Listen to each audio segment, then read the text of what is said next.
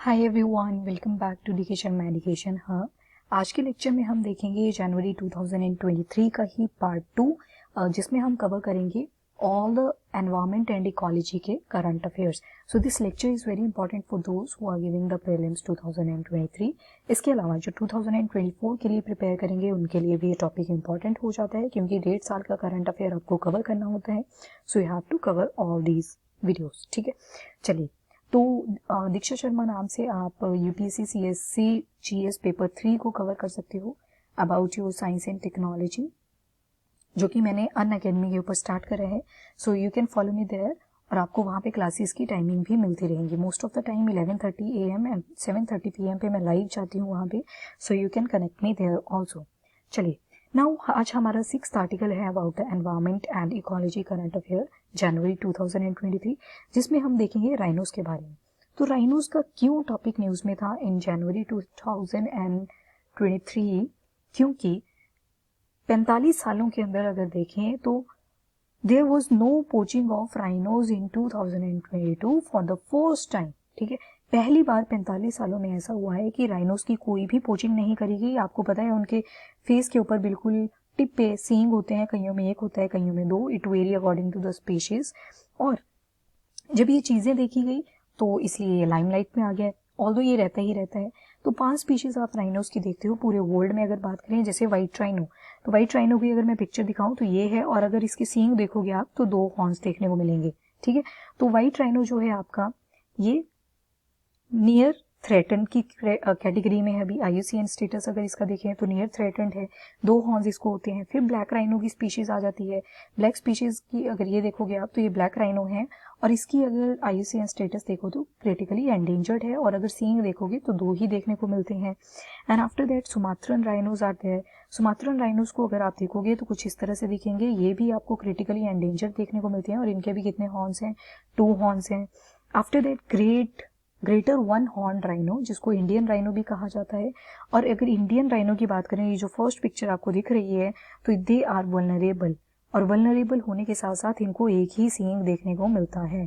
ठीक है, so these are the greater 1 horn Indian rhinos. ठीक है, और एशिया का सबसे लार्जेस्ट जो स्पीशीज है राइनो की, वो भी कौन सी है, greater 1 horn rhino.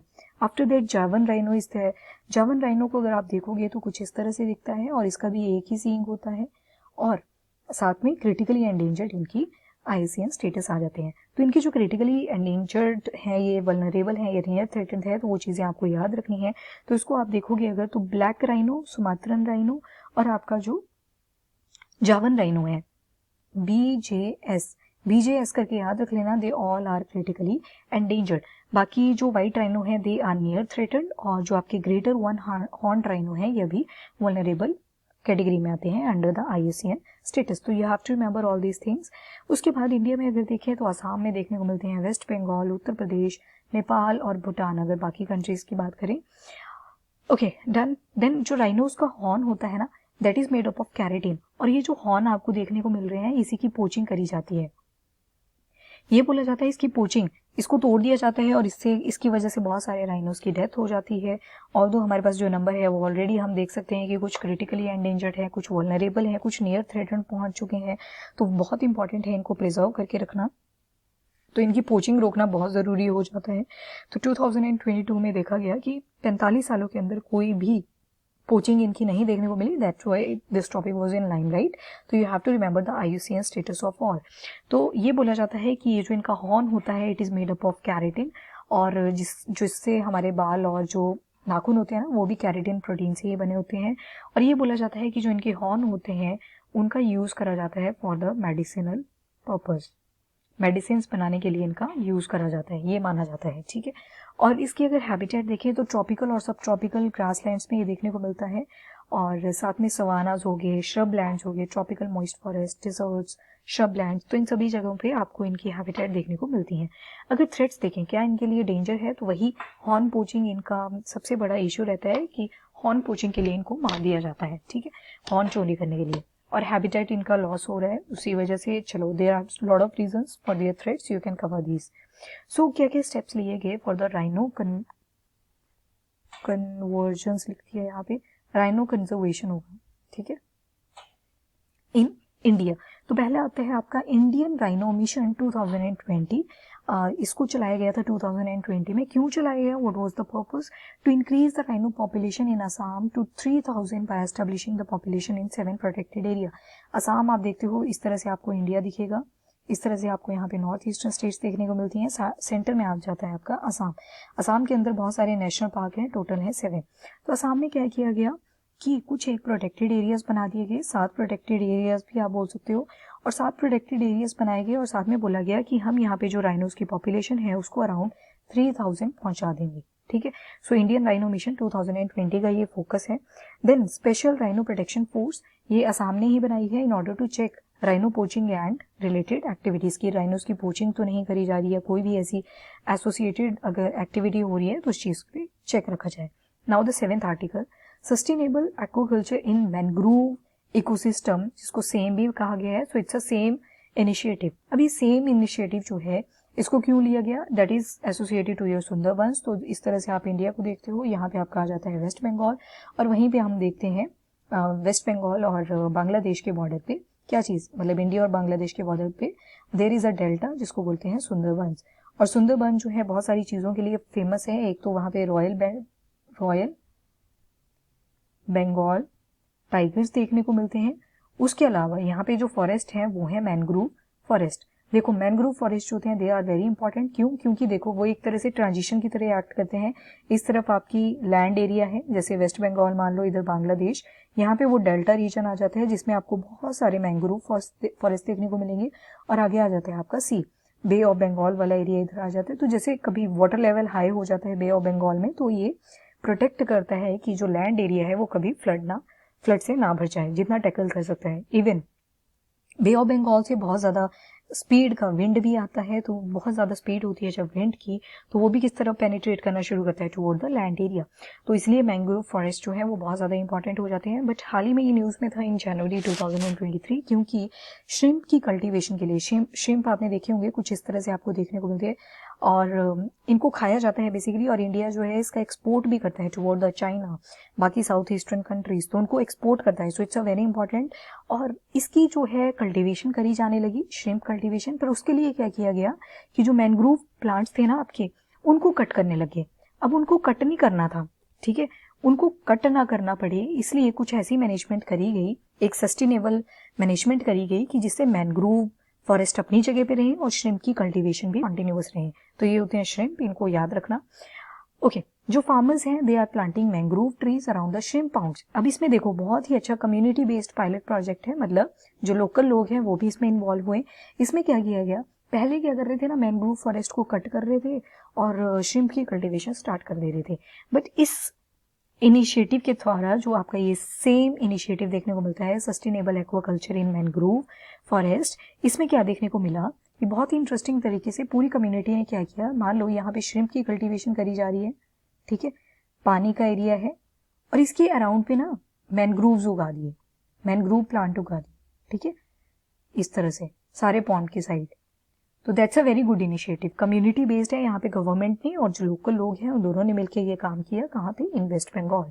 So it is being conceived by Nature Environment and Wildlife Society, जिसको न्यूज भी कहा जाता है, और साथ में इसमें ग्लोबल नेचर फंड भी एसोसिएटेड है और बाकी सारे कहीं एसोसिएटेड है। तो जो मैनग्रोव फॉरेस्ट है they are clear to cultivate the shrimps and area. तो मैनग्रोव फॉरेस्ट को क्लियर करा जा रहा था in order to cultivate the shrimps, but ये कम्युनिटी पायलट प्रोजेक्ट जो चलाया गया उसके तहत इस प्रॉब्लम को टैकल कर दिया गया।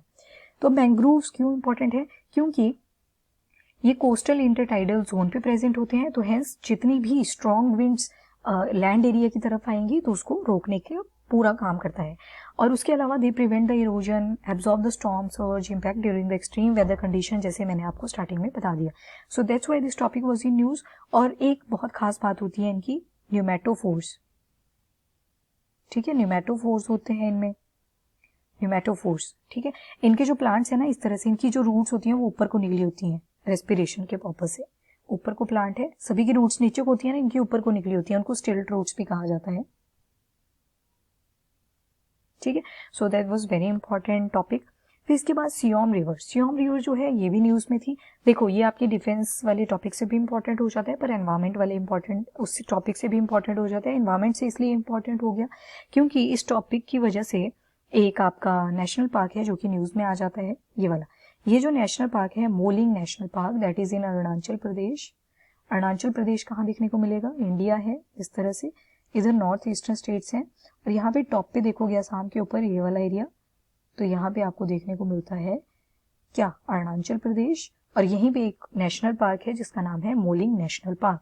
तो यहीं पे सियोम रिवर न्यूज़ में आ जाती है क्योंकि हाल ही में डिफेंस मिनिस्ट्री ने इनॉग्रेट करा 100 metre long bridge over this river, that is the Siyom river which is very close to the Arunachal northern border with China. ऊपर की तरफ चाइना का बॉर्डर है, तो इस बॉर्डर के पास ये ब्रिज बनाया गया, that's why this topic was in news. So you have to remember that Mouling national park is in Arunachal Pradesh. और सियोम रिवर भी कहाँ से पास ऑन करती है? आपके अरुणाचल प्रदेश। टर्माइट्स आपके न्यूज में थे, क्यों न्यूज में थे? ये बोला गया कि जैसे जैसे टेम्परेचर इंक्रीज करता है ना, ये जो टर्माइट्स है आपने देखा भी होगा, लोकल में हम इसको क्या बोलते हैं? सिर्फ कीड़े कीड़े, कीड़ियाँ कीड़ियाँ ऐसे बोल देते हैं ना। So these are basically the termites. आपने देखा होगा कई बार वुड पड़ी होती है और उस वुड के ऊपर, लकड़ी के ऊपर कीड़े से लग जाते हैं, उनको क्या कहते हैं? टर्माइट्स।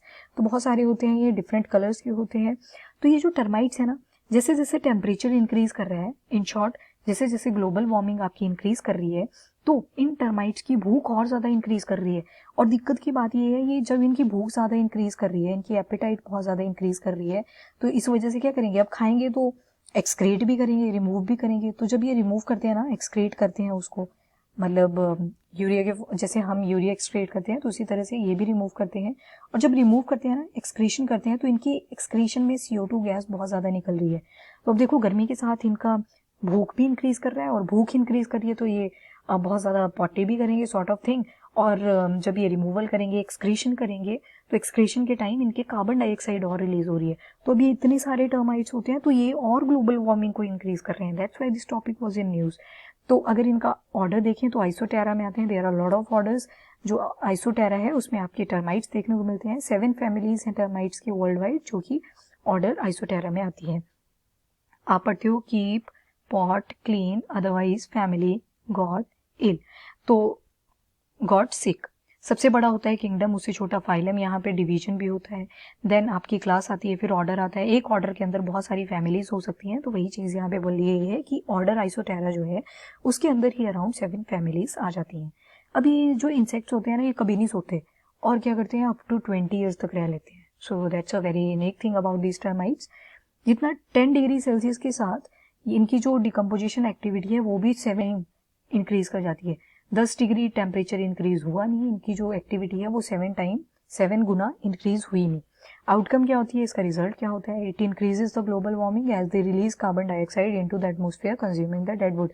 खा पी के ये क्या रिलीज करने लग जाते हैं? Carbon dioxide. 3 कॉमन टाइप्स होते हैं इनके। एक होते हैं damp wood termites. Damp wood termites होते हैं, कुछ आपके ड्राई वुड टर्माइट्स होते हैं। देन फॉर्मसन टर्माइट्स भी आपको देखने को मिलते हैं। So these are the different type of termites.